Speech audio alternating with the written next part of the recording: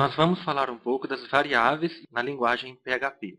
O que vem a ser uma variável? É uma palavra que você vai utilizar dentro do seu código que vai armazenar valores dentro dela, ou seja, é um espaço na memória que fica reservado para aquela variável que você definir.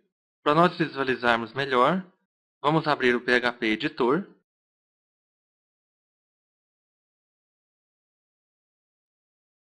Vou criar um novo arquivo, novo arquivo PHP.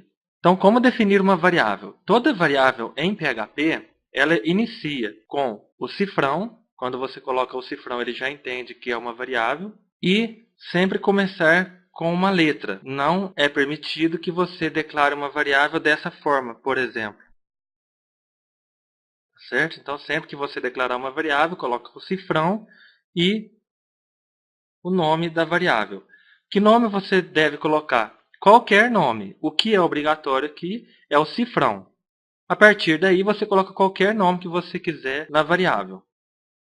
Um outro detalhe importante é que a linguagem PHP ela é case sensitive. O que quer dizer isso? Uma variável com esse nome é diferente de uma outra variável desse jeito. A linguagem PHP ela distingue letras maiúsculas e minúsculas. Um outro detalhe interessante é que você não precisa atribuir o tipo da variável para depois atribuir o seu valor. Lá na lógica de programação, quando você estudou, você viu que você tinha que colocar o nome da variável, o tipo dela, se ela era uma variável inteira, se ela era uma variável decimal, se ela era uma variável booleana e assim por diante.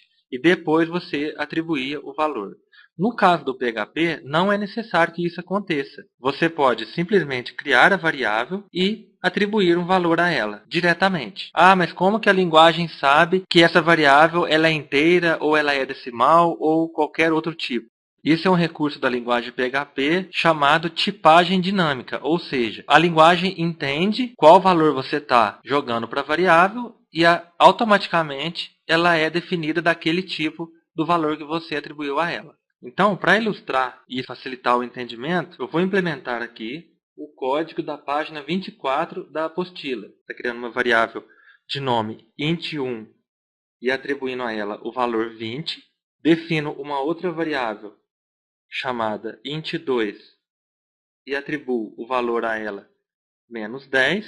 Defino uma terceira variável chamada num_fl e atribuo o valor a ela como 2.5. E aqui um detalhe importante, não usar vírgulas quando for digitar valores decimais, sempre utilizar o ponto. Defino uma outra variável chamada nome1 e vou atribuir o valor José.